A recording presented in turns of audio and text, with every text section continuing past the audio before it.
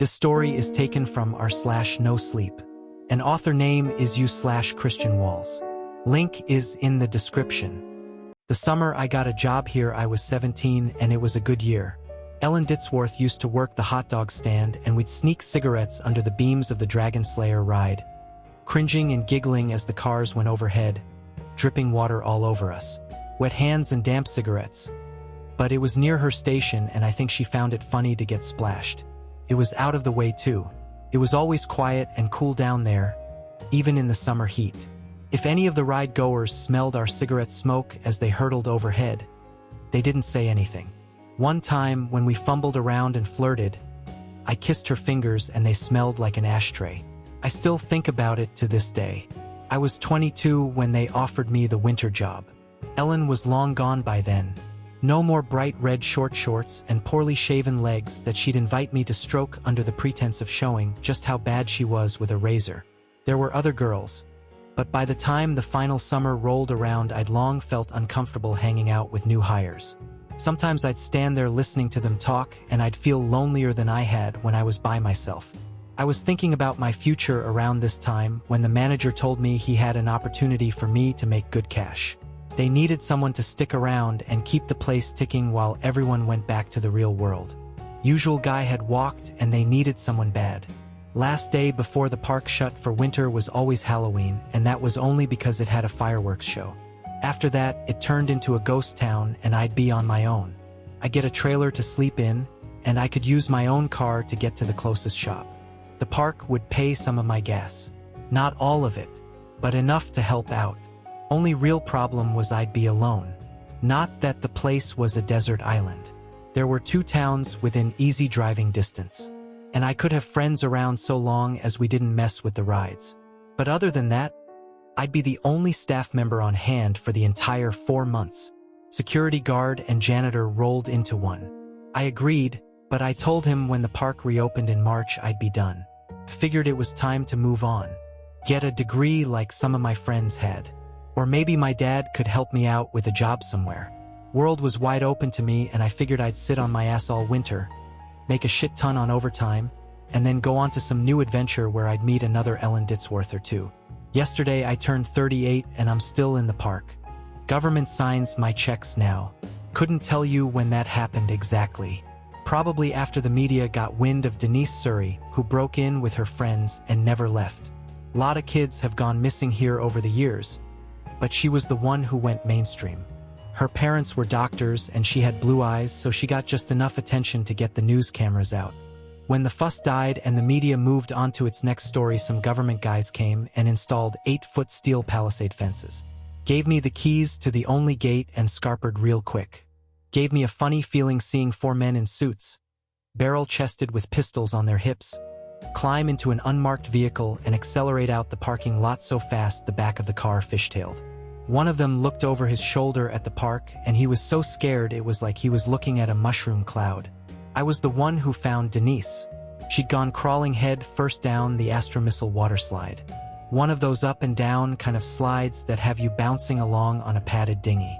Rides like that are usually open top, but this had long sections in a closed tunnel with LED lights to look like stars. Thing is, depending on weight, some people would catch air and hit the top of those tunnels going 20 mph, maybe more. We used to take turns going in there to pull out any teeth that had got stuck in the roof. 15 years later, and that tunnel mouth looked like something out of a nightmare. Fairy moss covering the opening. Darkness inside heavier than the night around it. Bone dry and with no obvious way to safety. Denise died of thirst. They think she was in there for 6 days, crawling around in the pitch black looking for an exit that should never have been more than 100 feet away. There were signs something was wrong with this place back when it was still open. I just didn't register them. There were the injuries and accidents that are common in every water park, but we had a couple hundred serious ones every year. Usually 1 a day. Tried to mitigate it with safety measures, but half the time they didn't work. Radios would bug out when you try sending a warning. Repair guys would get lost, calling up angry saying the road just kept going right forever and they'd had enough of this shit. Out of order signs would go missing. Sometimes kids would insist some staff member had waved them through on a closed attraction. They'd be so adamant I started to believe them. I think the manager did too. He made it policy to have name tags on us at all times, and if the kids said whoever gave them the go-ahead didn't have one on, he'd tell us all to forget it. Like it wasn't even worth trying to figure out who needed a disciplinary. I had it happen once where I radioed to the guy at the top of one slide and told him to stop any kids coming down. The last one had come out bleeding and looking unresponsive, and I wanted to check on him. I remember pulling him out of the water and looking at this boy all slack and pale as a sheet of paper with blue lips. So fucking cold it hurt just to hold him, and I wondered if I was holding someone dead when out of nowhere another kid slammed into me so hard I went under. Scared me shitless cause for a second or two. It was like I couldn't see the surface of the pool. Almost like there wasn't one. Just blue forever and ever. Before I could start to panic, my feet found the floor and I surfaced only to see the kid I'd been holding seconds ago standing there looking worried. He was the picture of good health. Asked if I was okay. Said sorry for hitting me when he came out the slide, but really it was my own dumb ass fault for standing there in the first place. Guy at the top swore on his life he'd never got any radio message from me. I put it all down to the head injury, which was bad enough the owner made someone drive me to the emergency room. Looking back, I'm pretty sure it was the park having its fun with me. Could have been worse. You could say it likes to play tricks, but those tricks are mean as hell, and over the years they've only got worse. Despite all I've told you so far, the first winter alone wasn't as bad as you might think. Creepy as hell walking around all those rides that were usually so busy and full of life. Tarpaulins pulled across all those pools, big and small, moving with gentle susurrations in the icy winds. It wasn't great in the day, overcast and dreary, the air seemingly blue. But at night it was even worse.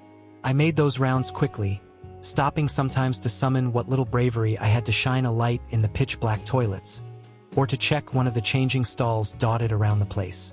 Things went missing a lot, moved around. Once one of the rides came to life at 3 a.m. and I woke to the sound of tinny music echoing throughout the park. But winter came and went without any real incident. First day the park reopened, I went to see the manager and slipped in some water, broke my left arm and did a number on my back. Owner was so scared of being sued he threw money at me, told me he'd cover the medical bills and sit me up in my trailer and pay me to do nothing. Nothing. What was I gonna do? I'd arranged to start another job on a construction site in a few weeks, and there was no hope of me doing that kind of work with my injuries. I needed money and had no other way of making it. I agreed to stick around until I felt better, but unfortunately I never felt better. Winter soon rolled around again, and the same deal as last time was back on the table. He needed someone on site, and I needed money. I took it thinking another few months in the park wasn't so bad. I was wrong. Second time round was a lot worse. Part of it was me, 23 years old and with a bad back, drinking most nights and struggling with the prescription painkillers. Spent most days haunted by the strange feeling that my life's honeymoon phase was over. Hardly any friends accepted my invite to come spend a couple weeks, and those that did weren't around long. Couldn't tell you if that was just us growing apart, as friends often do, or the park's strange influence. Dave came round with his girlfriend for a couple nights. She grouched the whole time, hated sleeping in the trailer while I stayed in a tent outside. But she hated the park too, said she felt watched all the time. Trip was cut short when we found her screaming one morning. She was pointing at one of the slides saying something had come out of it and was in the pool swimming around, but when we looked we didn't see nothing. She did have a hell of a bite on her ankle though. Funny shape to it. Dave looked at it and got real freaked out. They left in a hurry. Another car's tires screeching as it hauled ass out of here at top speeds. Never did figure out what happened, but if she didn't like the park, well, I guess it didn't like her either. Not that I was much safer. Found myself getting cut up like crazy doing basic odd jobs. Things broke all the time, even if they'd been fine for years and years. And then one night I came into my trailer to find a drowned possum on the little kitchen table. Poor thing was soaked in chlorine water that dripped onto the floor in a puddle. No marks going to or from it, like it just appeared there out of thin air. It stank like hell though. It had clearly been dead for days and days. I gingerly dropped it into a garbage bag using a pair of tongs and threw the lot in a dumpster, but I still couldn't spend more than a few seconds in the trailer without gagging, so I slept in the tent instead. Pitched it as close as I could without picking up that smell. But I had a bad feeling the whole time I set it up. Like I was being watched. By the time I was climbing inside, it was midnight and I was desperate to get to sleep and see the cold night turn to day. Barely an hour later and I had to climb back out of the tent because the trailer door was banging in the wind. Okay, I told myself as I shuffled over in my tidy whiteies, arms wrapped around my chest for warmth. That's my own stupid fault for leaving it open. I closed it in a hurry and went back to the tent but stopped dead in my tracks when I saw the zipper was pulled shut. I hadn't left it like that. I didn't know what to do. My brain went in two directions at the same time. One said I was mistaken. I had closed the tent and just forgotten it. The other said something or someone had crawled inside and was waiting for me. It had set the whole thing up as a trap, and the best thing to do was to get in my car and drive until the sun rose. But I was already half-cut and knew I shouldn't be driving. The skeptical half of my brain made an appealing case. The world isn't a nightmare, it said. Can look like one sometimes, but it isn't real. If you hear a bump in the night, you go looking and find it was all nothing and you take a deep breath, laugh at yourself for getting scared, and move on. Still, it took everything I had just to take a step towards the tent. And I shone my light at it, hoping to see some sign of something in there. By the time my hand was on the zipper, I was shaking like a leaf and rethinking my ethical code of not driving drunk. But when emotions get that high, it's like you run on autopilot. Must be a survival thing. I opened the flap without really telling myself to, and then I was looking inside my tent and there was nothing there. I crawled inside quick as I could, pulled the zipper back the other way, and tried to go to sleep. I settled down for maybe another 30 minutes when something's hand pressed against the tent wall, and that was when I started screaming. The way it came at me, palm open, fingers spread, tent fabric stretching to near breaking point. Makes my skin crawl just to remember it. Long fingers that tapered to a point, almost razor sharp, and a palm not much larger than a golf ball, even if the fingers spanned a dinner plate. In the nightmare reality of the moment, I saw it the way I might see a spider. Equal parts disgust and terror. I had to get away, and I backed up so fast I wound up rolling the whole tent like a hamster ball. Lost the zipper in the panic. Didn't find it again until the last scream finally left my lips and I was forced to catch my breath in the silence of an empty night, accepting that whatever was out there was either laughing its ass off at me or waiting patiently. Either way, I was at its mercy. Only thing I could do was collect myself and leave the damn tent. When I finally climbed free, there was no one waiting for me. Only a couple wet footprints going to the nearest pool. I considered pulling the tarpaulin back and looking, but I was already scared shitless and had no courage remaining. Instead, I ran into the trailer, slammed the door shut, barricaded it with every last piece of furniture that wasn't bolted to the floor, and fell asleep with the smell of rotten meat filling my lungs. Come morning, I was thankful for the sunlight and the feeling that last night's events were just a dream. After that, I locked my trailer door every night, and I never slept in that tent again. No more possums. But it isn't uncommon for me to find scratches and dents in my door each morning. Nothing serious, but looks to me like the probing of a curious animal. Couple days later, something locked me in the boys' bathroom near the east end of the park. I'd only gone in cause one of the faucets was running. I just turned it off when the door slammed shut and I couldn't get it open again. Had to kick the lock out, which isn't an easy thing to do. First kick, I nearly broke my ankle. Second time hurt just as bad, and I had to take a breather to cope with the pain. Found myself pacing and occasionally stopping to listen for any sign of someone waiting for me outside. Someone I could shout at, blame it all on. Anything to keep the anger churning and not let it turn to fear. It was a full hour before I got panicked enough to give it my all and finally broke the lock. Burst into the cold air all red-faced and flustered and found the park silent as a graveyard. Just those tarpaulins waving gently in the breeze. I learned some important lessons that winter. If you feel watched, feel like you're walking into a situation someone planned, it's because you are. When the park reopened, I was out of there without a moment's hesitation.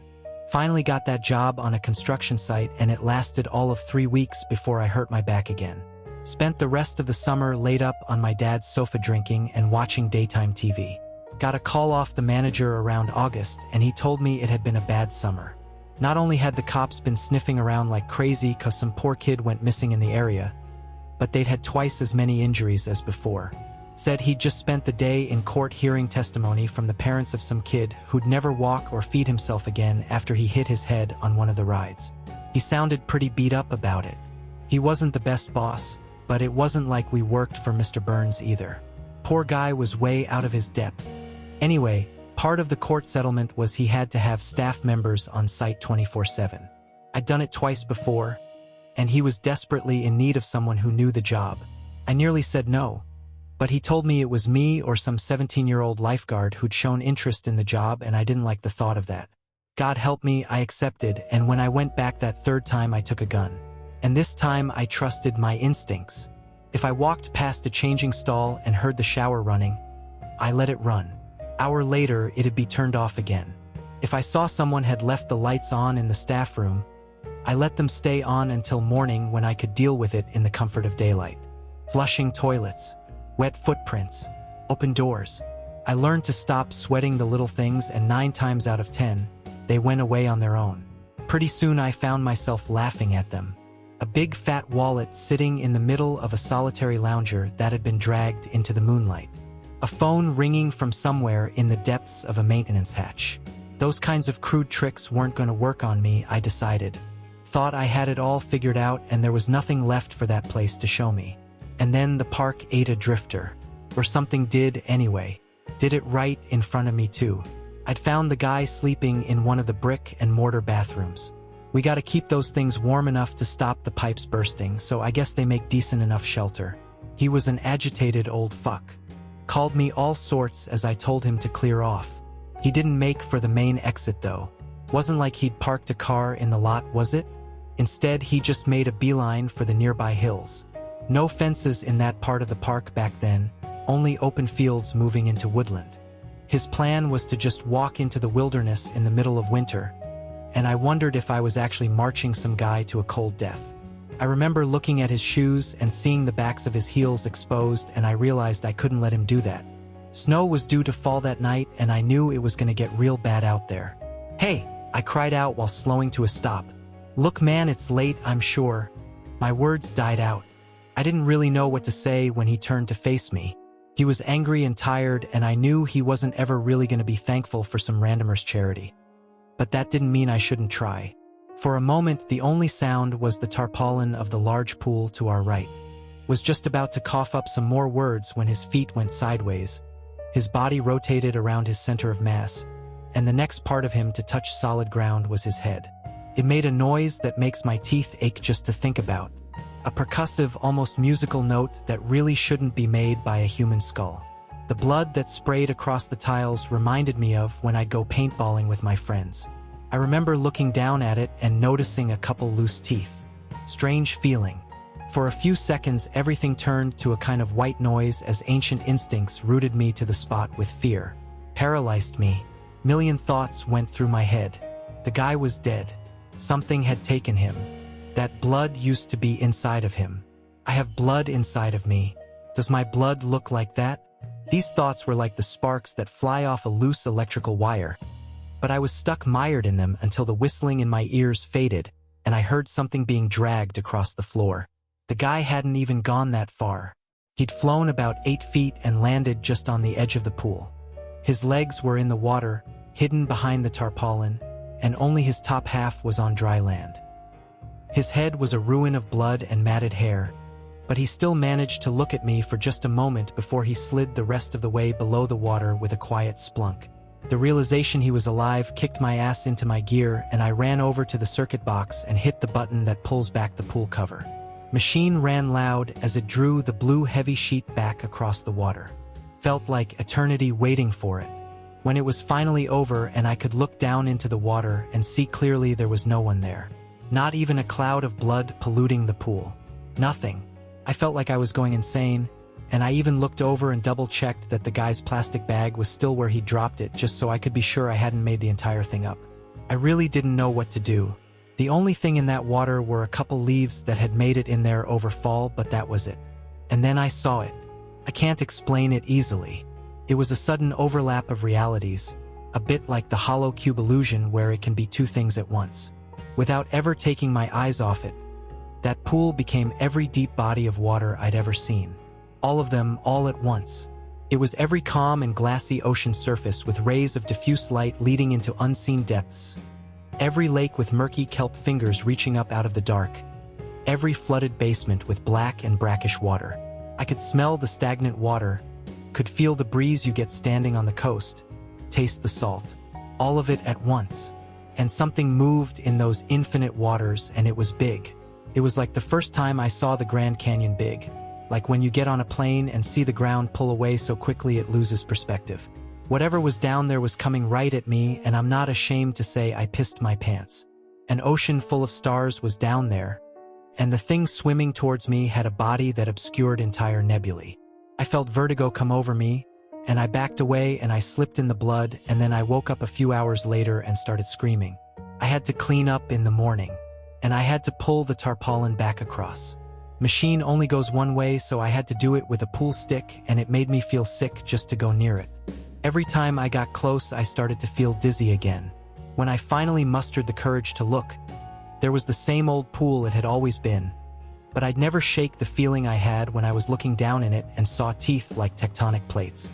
When summer rolled back round, I saw a bunch of kids in that pool and had to go be sick in a bush. The thought of them sharing space with that thing, Jesus. After that, I felt like I belonged to the park, weird as it sounds. Manager didn't have to fight me to get me to stick around for a fourth winter, or a fifth or sixth. The rest of the world didn't feel so real to me anymore. Sitting and eating dinner with my father while he lectured me on my prospects. Getting a beer with an old friend who was passing through. I felt like I'd gone into fucking space and seen the world was flat, and now I had to just come on back and pretend like I cared about whether my soda was diet or not.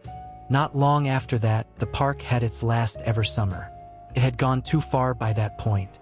Government was looking to close it all down on account of the accidents, and the manager was down the station every other day for questioning. For kids missing that year alone. I found one of them folded up inside a pool filter, but didn't report it on account of not wanting the attention. The rest I don't know about. I was told I'd be paid another month or so after closure until a demolition crew came in. But no one ever arrived. Just me, this place, and a back that's getting worse with each new winter. I don't patrol at night anymore. Little by little the park has become something unfamiliar to me. Grass growing up between old tiles. Pool water the color of cut grass and engine oil. Even in the day, you can see things moving around down there. And the smell of chlorine no longer fills the air. Now it's the heavy stench of rotten algae and dead water.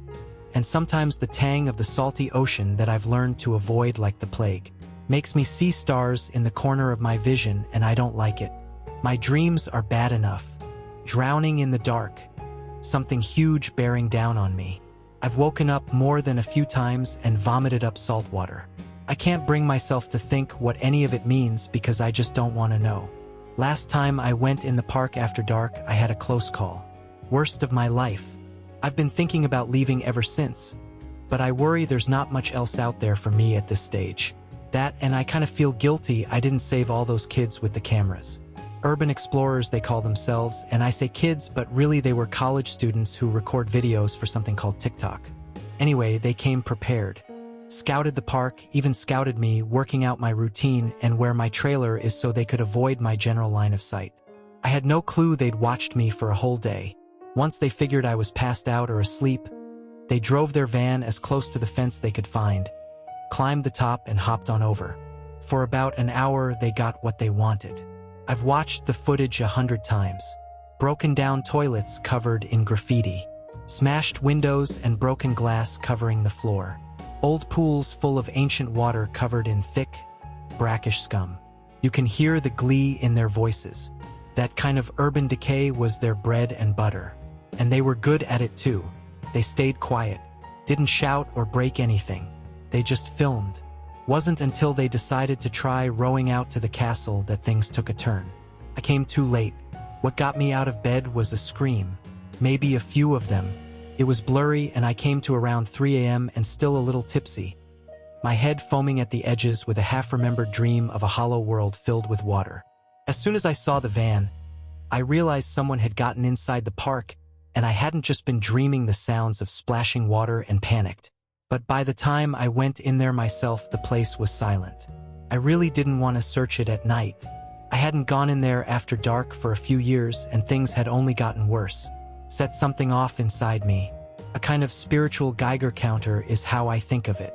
An intense primordial warning system that made the shadows around me look almost infinitely deep. More than that, I guess it felt alien. Sounds stupid, but it really did feel like I wasn't on the same planet anymore. I don't know. That part might just be all in my head, but that's how it felt that night. I'd pushed myself just about as far as I was willing to go when I heard it. A rhythmic, hollow knocking. It was coming from one of the largest pools in the park. A shallow, kid-friendly one we called the castle because it had a giant jungle gym in the center. A kind of spaghetti mess of platforms and climbing bars and slides that the kids loved. I followed the sound and saw a pile of rucksacks and even a large camera on the very edge of the pool, and there, just a couple meters away, was a rowboat.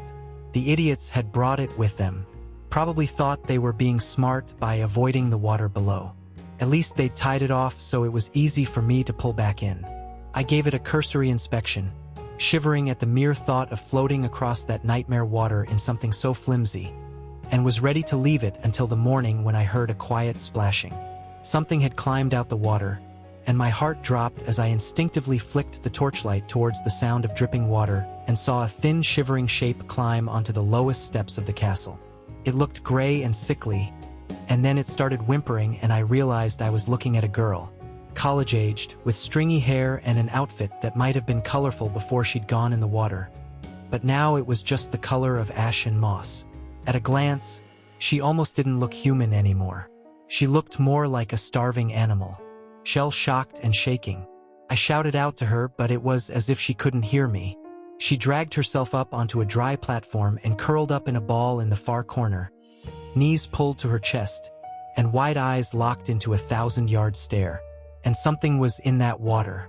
It came close to the surface, displacing small branches and causing the thick pond scum to bulge but never break. From the looks of things, it was circling the castle, and in some parts where the algae wasn't so thick, I got the faintest glimpse of colorless scales the size of my hand and a thick muscular trunk. Sometimes it seemed to bump up against the castle, like it knew the girl was nearby, but it didn't know how to get to her. The whole thing shook, and she'd whimper extra loud, but she still didn't show any signs of becoming lucid. I'd be lying if I said I didn't think about leaving her until morning. She was unresponsive and looked like she was just gonna stay in the same place. Wouldn't it be better to just go get her when the sun was up? I thought, but that was a pretty fucked up thing to think. She wasn't safe there. I wasn't safe just standing in sight of the water, and she was on some old piece of plastic held together with rusting bolts. What if it collapsed? What if something came out of the water? God knows it could happen. Something had touched my tent all those years ago. Who's to say it wouldn't walk on out to take her? At some point, I made the decision. Don't know exactly what did it, but I think it was the sounds she was making, that and the knowledge she'd been in there. God knows what she'd seen. I had to have sympathy. She needed help, and I was the only one around who could give it. So once something deep inside me clicked, I knew I had to move quickly before the fear started to fuck with my head. I grabbed the rope and began to pull the boat towards me. I wasn't sure what would happen. Half expected something to breach the water like a hungry shark and swallow the boat whole. But instead, whatever was circling the castle just slunk into the depths and stayed out of sight. Somehow that was even worse, and I found myself scanning the water obsessively as I worked up the courage to get into the boat. I tried to keep the momentum, though. I didn't let myself start thinking or doubting myself. I just climbed in awkwardly, 1 foot at a time, damn near shitting myself when the whole thing wobbled and I briefly felt like I was going to lose my balance. But I managed it, and soon I was sitting down and using the oars to pull myself through the water. As I rowed, my brain moved along in different directions. Part of me was almost watching myself, like from above, and asking over and over, what the fuck are you doing? While another watched that water for the slightest sign of life, and a third part of my brain was watching me for signs I was going to crumble from the adrenaline and ice-cold fear coursing through my veins. Each time the oars broke the water, I kept waiting to see something coming after me, and I was about halfway there when I realized that if it was big enough, it could just bowl the whole boat over like a shark, knocking a surfer off his board. It was too far to turn back when I saw the water rise in the distance. Again, it didn't break the surface, but it came close and sent a couple waves rolling across the entire pool where they lapped against the distant edge. They made the whole boat rock side to side like it was just a bit of driftwood. When the bulge in the water appeared again, it was on the other side of the boat, and I made the terrible decision to stop rowing and look over the edge. There was no bottom to the pool, but whatever was down there wasn't swallowing continents anytime soon at least. Hard to pin size down, but based on the steely blue fins that slid by close beneath me, that didn't really matter. It could eat me easy enough, and that was all that mattered. Hell, I wasn't even sure if it was a fish or a squid or something else entirely, but I was pretty sure it still had a mouth somewhere in that murk. It gave the boat a gentle knock. Nothing serious. Not enough to roll it, but enough to let me know it was interested in me. I decided I couldn't just stay there floating in one place forever. I had to move. I grabbed the oars and threw all caution to the wind. The sooner I got off that water, the better. Sure, I'd have to figure out how to get back, but that was a problem for later. Right there and then, all that mattered was the rising terror and disgust that took all my strength to keep from bubbling up into full-blown panic. As soon as the boat began to move, the creature slid out of view again. Didn't know if I ought to be relieved or even more afraid, but I took advantage of the lull in its activity to close the distance, and once close enough, I pulled the boat over to the same steps the girl had climbed. Once there, I secured it with a bit of the rope and hopped onto the first step, cringing at the way the ice-cold water felt slick and slimy against my ankles. The girl flinched at my touch, but she didn't scream or pull away. I told her it'd be okay, or something like that. Tried my best to sound reassuring. Tried to let her know I was gonna get her somewhere safe. I managed to pull her to her feet when she finally turned and looked right past me. I barely existed to her at that moment. She only had eyes for the water behind me. Something about the look on her face gave me pause though. She wasn't scanning for danger. She was looking right at something, and before I had a chance to look for myself, she started screaming. When I saw it, I wanted to scream too. I'd never seen anything like it, or since. A head like seaweed, a face like a scallop. It watched us with an almost casual interest that frightened me more than any predatory scowl. The look of a child about to pull a spider's legs off. The thought of it still makes my skin crawl. It was so still, so alien. I couldn't help but pause and wonder if I was looking at something real, or if it was just bad special effects. And yet the moment stretched on, until something in that unknowable mind made a decision and the creature disappeared back beneath the water. I made a decision too, and I dragged the young woman to the nearby boat where she started to fight me the moment she saw it. Can't say I blame her. Last time she was on it, she'd nearly died. But there was no third option. It was stay and die or take our chances getting to safety. Unfortunately, we had barely gotten within a meter of the thing when the whole boat was blown sky high with tremendous force.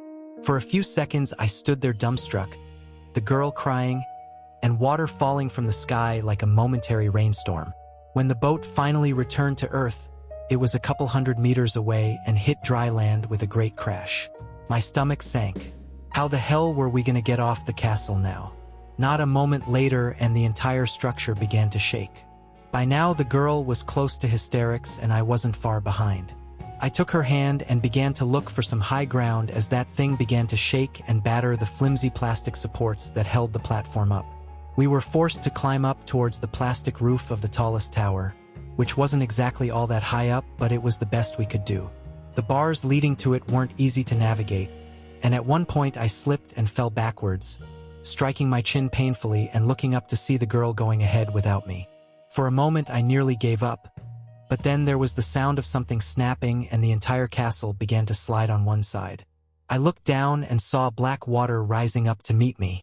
The thought of sinking into that filth ignited something inside me, and I scrambled up the last few rungs and perched on top of the smooth plastic cover of the castle's highest turret.